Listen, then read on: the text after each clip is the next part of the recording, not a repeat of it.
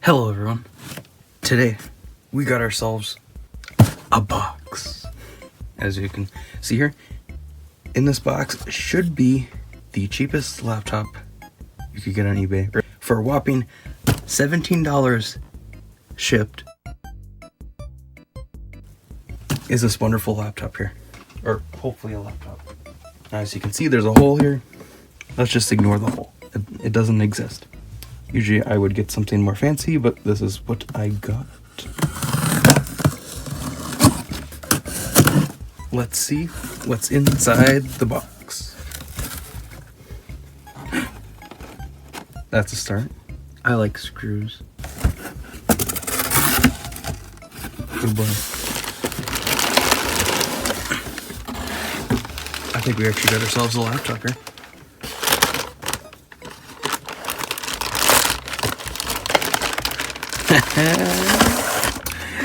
Oh my god. Well, this is what you get for $17. Looks like someone ran this thing over. We got some sticker residue, some gamer gooch. Also loose screw. Even comes with a Windows 7 key. How nice. We are missing a screw here. Hopefully there's things inside this. Let's take a look at the ports on this wonderful laptop. We got ourselves power, 2 USB-A's, VGA, Firewire, I'm pretty sure it's mini Firewire. Then we got headphone, microphone, an SD card slot with, blank cartridge. And is this a card reader slot? Or a smart card slot? I don't know. I don't have too many laptops. Alright, this is a 5-star laptop already. We got ourselves a disk drive, a DVD support, more USB, and a LAN port. Ooh. On the back, we got ourselves a fan and where our battery used to be. We also got ourselves, looks like, some indicator lights here. Now, let's open up this thing. Now that's what a Dell should look like. Well, this thing is clearly broken down a little bit. Keyboard is not shiny. I'm already impressed. And it has an i3 inside. We'll have to, when we open up into Windows or something, we'll have to see what I got. It's a Latitude E5410, which means you probably can look it up and see what this thing is for guts. Oh, this thing's sticky too. I suppose for $17, this is what you get. Well, before I power this on, I hear something rattling inside. So let's take a look what we got. Now I see the screws already removed, so we just pull on here.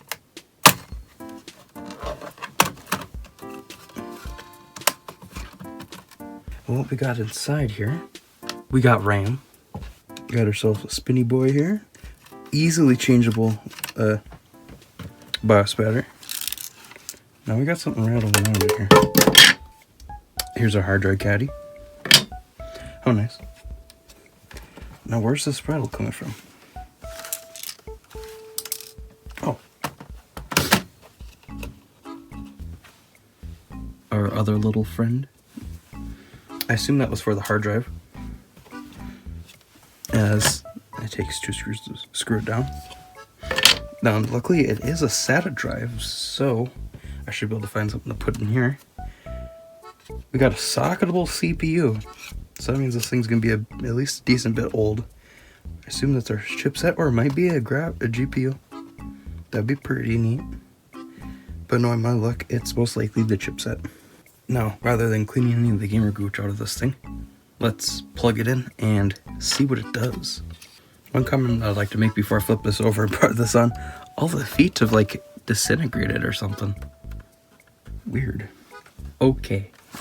Now for a laptop that's nothing but the best, we got ourselves a charger that's nothing but the best. This is from my daily driver Dell. It's an old XPS. So hopefully it works for this, because otherwise Not sure what I'm gonna do. Alright, let's plug this thing in. We got ourselves a battery light. Oh, it disappeared. Let's hit the power button. There's a light there for a second. Are we live? Maybe we're not. Oh, we got ourselves some lights flashing here. Come on, computer. Come on, computer. Please. Oh, screen's doing something. Yeah, it's alive. It's not dead. Invalid configuration information. Please run setup. To continue, press F1. Change onboard settings. Let's go to the BIOS. Maybe. Okay. This is a fancy BIOS. Let's look at our system information. We got 4 gigs of RAM. DDR3. We got ourselves an i3 M330 at 2.13 gigahertz. 2 cores. Don't know if this thing has hyper-threading yet. Fan works. Just kicked on. We also have no hard drive, of course, as you saw. Has a DVD-ROM drive. Good start, good start. We got a... Wait a moment. Is this 16 by 10? I wonder why this seemed like a weird aspect ratio. Well, that's pretty nice. 16 by 10 is an upgrade. Comparison to 16 by 9. Let's look at performance. Multi-core support. All cores. It has hyper-threading. So, 4 threads. This thing's gonna be so fast. Turbo boost. Oh yeah. I think we need to exit BIOS here. We gotta throw ourselves a drive in here. See what this thing can do.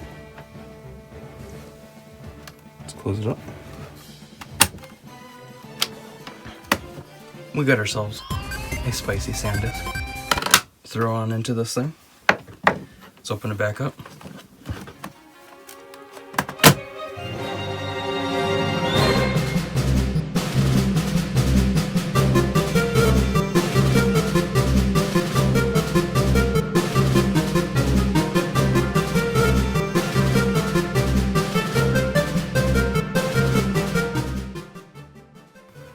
Now, what's on this drive is pretty exciting. We're going to try to boot into Windows 11. This is a modified version of it that I ran on a different laptop of mine. But it should be fine, as the laptop is pretty similar to this one, but not the exact thing. But I have it so it runs through BIOS rather than UEFI. Computer's turning on. That's a start. Continue.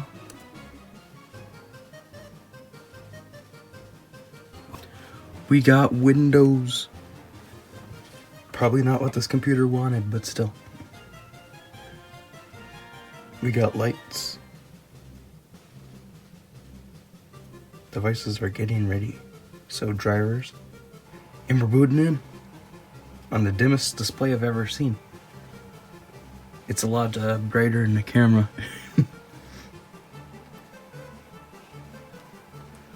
Oh, there we go. We got sound. That's a start. So first off, can we adjust the brightness? No. Maybe. It should be in here. Here's a brightness slider. Oh yeah. We can adjust the brightness. Now we can see. And this display is not too bad. It's a matte screen, which most business laptops are. But this thing feels pretty rugged for what it is. So let me get some more games on here. And then we can see if this thing can play video games. But before that, let's clean this thing.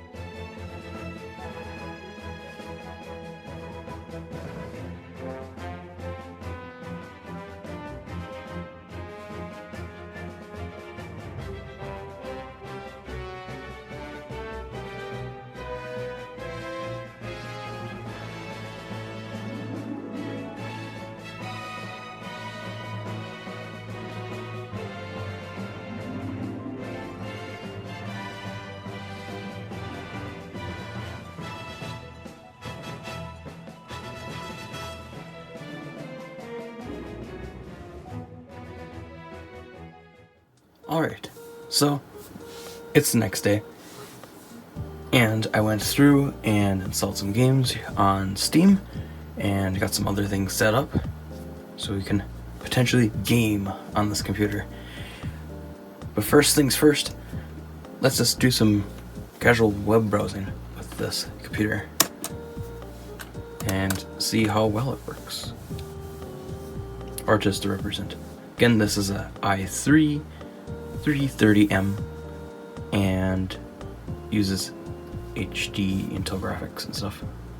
Let's go to a new tab here. If we wanted to shop, just say eBay on here. And there we go. If we search for RTX 5090, bam. This thing's pretty fast. I would consider way over just the usable mark. The touchpad's a little bit finicky. It'd probably work better with a mouse, but you can browse and shop if you want to. Now let's go to YouTube.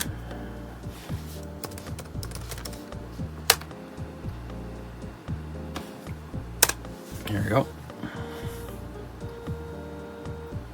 We've been waiting over 20 years for And Half-Life 3. very quickly it starts playing.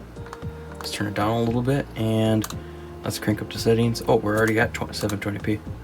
And almost 2 years for Half-Life 2 RTX. With no And it's perfectly smooth. No weird stuttering. for several games have spent on ray If we try to go up to 1080. Until now.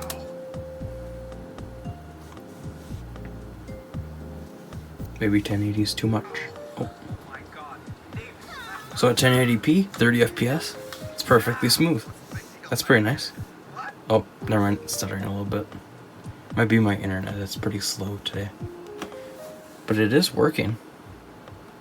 And there's not much point of going over 1080p, as this is 1280 by 800 this screen, because it's 16 by 10. So there's no point of going any higher than that, because you won't get any more benefit from a higher resolution. So that's the web browsing segment, and it browses the web, which is pretty cool. I got some games here. So let's first fire up Ace Attorney. Alright, here we got Ace Attorney. And we got a solid 60 FPS. That's all we need on something like this. If we continue on with the latest save. And it's working plenty fine. You don't need a lot of FPS for something like this, even if it did struggle. See, we got like 30. Oh, there are some drops. But I mean, it is playing.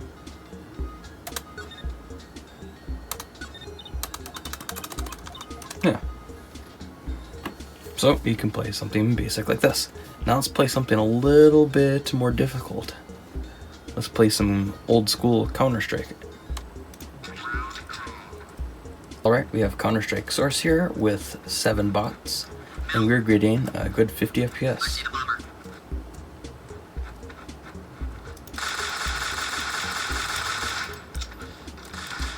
Nice shot, sir. Way to go. The bomb is on the ground. Nice one, sir. Terrorists win. And it's perfectly playable. So, Counter-Strike Source is playable. Now, let's head to Half-Life. Alright, we're gonna load this up here. We are currently at native resolution, and everything's set to high. So hopefully we have good results. We're getting about 20 FPS here. So, let's see how about when we load it. Alright, 60 start. Oh, it's dropped down 30. Rise and shine, Mr. Freeman. Rise and shine. Not Well, if this stays at 30, this is perfectly. Oh, we're starting to drop a little bit now. Down to 20. 20 is still playable. Nope, 15. 15's on the edge of being playable.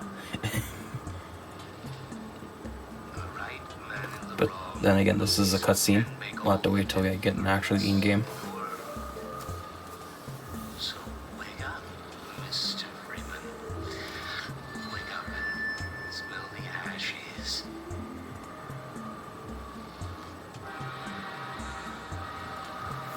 Ooh, alright. 12 FPS. What about when we look at the ground? Get about 20. 15. 15's on the very edge of what I would classify as playable, and since this is a shooter, it's a bit low. But I mean, you definitely could play this if you wanted. Nothing that says that you can't. And again, there's ways you can still drop down the settings. This is at full resolution, at everything, high detail. And we're definitely bottlenecked by the graphics. Ooh. Should see them. It's quite a bit of latency there. How about we drop down the graphics settings? Alright, we're at 800 by 600 with everything still high. And now we're cruising 30 FPS. A very stable 30 FPS too. With a little bit of spikes above it. Oops, 60. If we look out into the distance here, it drops to 30, but when we look at a wall, we're getting 60 FPS. This is very playable. Resolution might be a little bit low for some folks, but 800 by 600 is definitely enough to play something like this, a game that was designed for older computers at the time, with Pentium 4s and stuff. So yeah, that's Half-Life 2. Very playable. As long as you lower the resolution down a little bit and the settings. Everything's still high, but the resolution is dropped. Now, let's go to something a little bit more intensive. Let's go to Fallout New Vegas.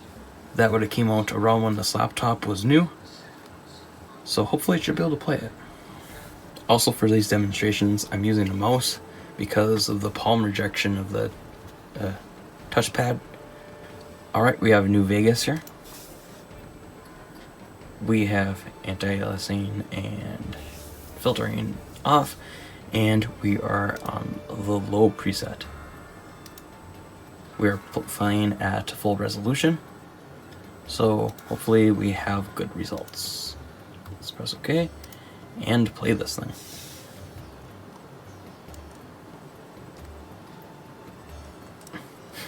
Alright, so in Fallout New Vegas, we got ourselves a silky 14 FPS. Silky smooth. Let's pull out a gun. Let's see here, I don't know if I have a gun yet. Oh yeah.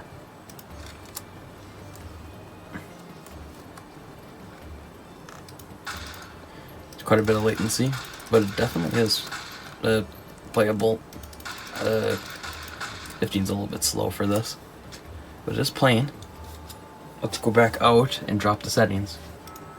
Alright, now we're going to try at 800 by 600, and we are still playing at low graphics. So let's try this again. Alright, that didn't help too much, but now we're at a bit more playable. Oh, a bit more playable 26, 27 FPS? 27 is definitely playable now.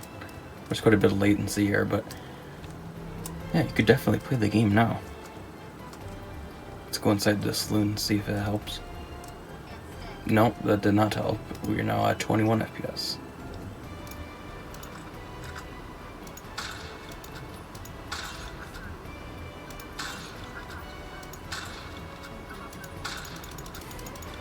Wow, I can't hit these bottles for anything. Might be because my hands are crisscrossed right now to do this. Well, alright. New Vegas is sort of playable now. At 20 FPS, it's not very, and it's not the most pleasant of experiences. As you can see, I have a big chunk of the screen just not displaying the game. But you can play the game. Just looking at the ground here, look, 50 FPS. So probably in less intensive areas, it's not as bad. But because it just expands so far, it's just not a great experience. It might also be running out of RAM. It's very possible, as this computer only has 4 gigabytes of it. and we are also in Windows. That sucks it up. Alright, for our last game here, we got Portal. I assume it'll be easier than Fallout New Vegas, but I'm not exactly sure, as it has a lot of small rooms, especially in the beginning part of the game. It's perfectly smooth right now. Let's go to test chamber 4.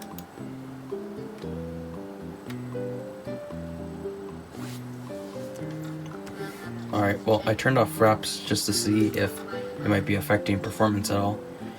And this feels like 40 FPS. It's definitely smoother than 30, but we're not hitting 60, I don't feel like. There's definitely some frame dips in there. Triple shot unlocked. Oh, wow. Maybe not. Maybe we're messing with just like a needle and thread here with how much performance we got. It's like, oh yes, what's your CPU? And it's like, it's equivalent to piece of grass. And it's like, alright. I think that's fast enough, Mr. Piece of Grass. Wow, this is trippy to play with the wrong hand and fit cube. So, yeah, Portal's playable. Or at least playable enough. Alright, so, should you get a $17 laptop? Well, I mean, if you got something like this for 17 bucks, I classify this as a pretty good deal. It's definitely powerful enough to play some games. 100% powerful enough to browse the web and do basic things, basic business tasks. You might have to deal with it being pretty dirty, as you saw. I've went through and cleaned it up, and it made a big difference.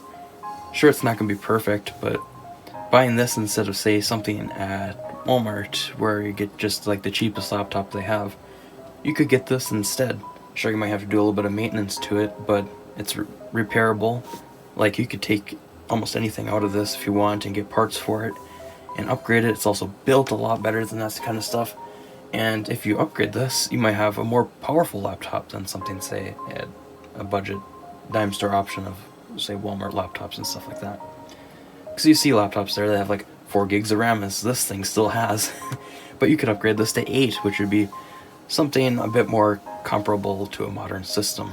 As to browse the basic web and stuff, you don't really need much more than 8 gigs. But if you're playing games and stuff, you'll definitely benefit from having 16. But this laptop does not support 16, sadly. Now, essentially what I want to say to finish off this video is, what do you think I should do with this laptop? Should I upgrade it or something? I mean, it has potential. This thing can take an i7 6400M, and that would be quite a bit of an upgrade. And I can also take more RAM, and I could use a battery or whatever. Maybe I can make it usable. I don't know. So, I want to hear in the comments down below, what do you think I should do with this? I'm thinking maybe install like Windows Vista or something, because one cool thing about this laptop is it supports all the way back to XP, but it can run Windows 11 as well, because it has driver support for all that. So that's kind of just a neat feature of the laptop overall. So, I want to thank everyone for watching. Please like and subscribe if you haven't. And yeah, thank you.